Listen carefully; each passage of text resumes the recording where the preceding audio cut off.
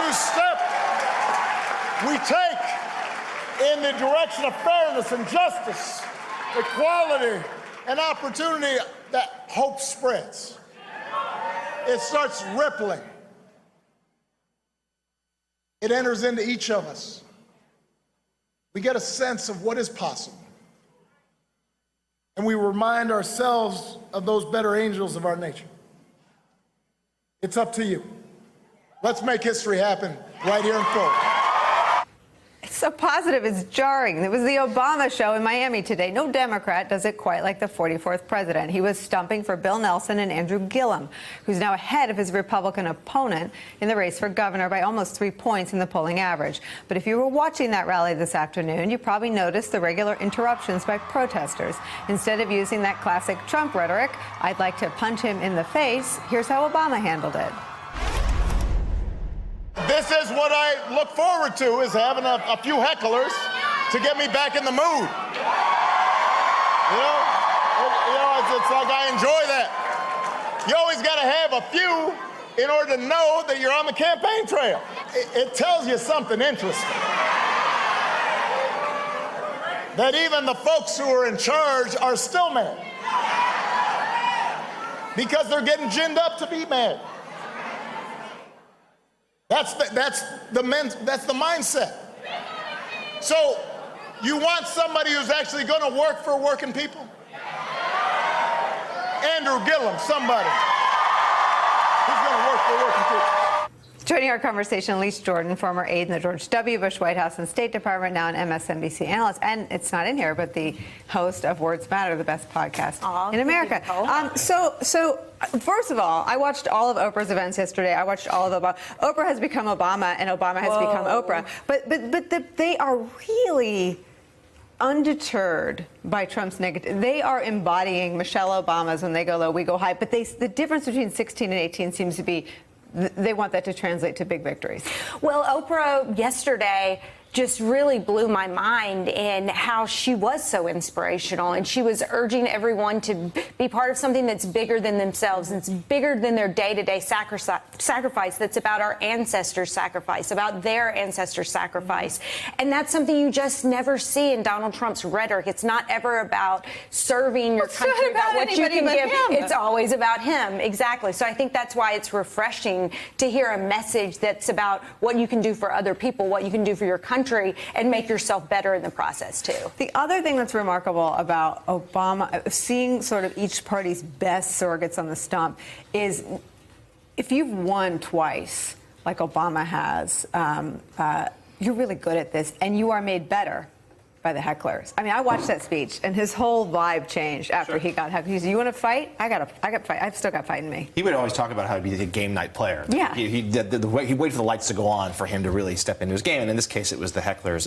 And sure, it is he's so dissonant. His tone, his energy versus what we're seeing from the current president, President Trump is all about grievance and anger, and Obama is much more about hope and trying to uplift the people he's talking to. Now, the cynical take of the Democrats would be this: President Obama not running again.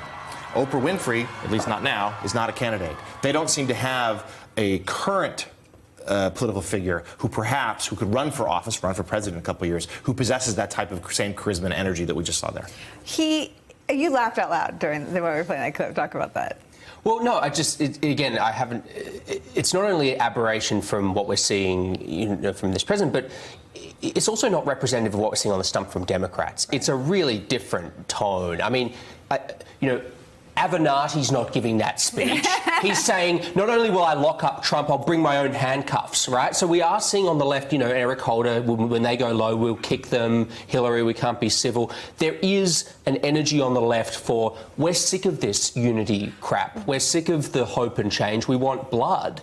But the brightest stars in this cycle are Gillum, who I think has embodied a lot of Obama's. I think Beto has too. Beto, yep, and Stacey Abrams. That's fair. So I wouldn't put Avenatti in a front runner category. No, that's totally fair. I guess I just see some of the other figures who are. And there is that tension. I mean, there is that tension. Yeah, but I think we're seeing a breakthrough. I mean, the Democrats that I've spoken to, particularly in the last week, are saying, look, 3 months ago, 6 months ago, we would have said, don't talk about Trump, don't talk about, talk about the economy, talk about health care, talk about the plans that we have. Now they said, now we have to say that this is a vote against bigotry. We have to say that this is a vote against this is a vote for a better view of our nation than what Republicans are putting forward. The message keeps changing, but they're adapting to what the president is doing. I think that's exactly right. And I guess my point was not to paper over the tension on the left, which is I think we'd spend more time talking about it if the right hadn't been hijacked by Trump and Trumpism and completely altered from what it once was, to the point where you have prominent Republicans writing in op-eds and on Twitter today, vote Democrat for the future of this country, Rick Wilson, Mike Gerson, and others. But this idea that on the left they have figured out how to marry some of the best things about President Obama with a tougher message. I mean, Gillam's best line of the cycle was, I'm not saying you're a racist to DeSantis. I'm just saying the racists think you're a racist. Well, exactly. And that was what President Obama essentially did at the White House Correspondents' Dinner that notoriously might have helped propel us to where we are today. But making fun of the ignorance, making fun of the bigotry, not letting them come up to your level and looking down on them. And I thought that was what Andrew Gillum did so brilliantly in that debate, because he wasn't dignifying Ron DeSantis's bigotry.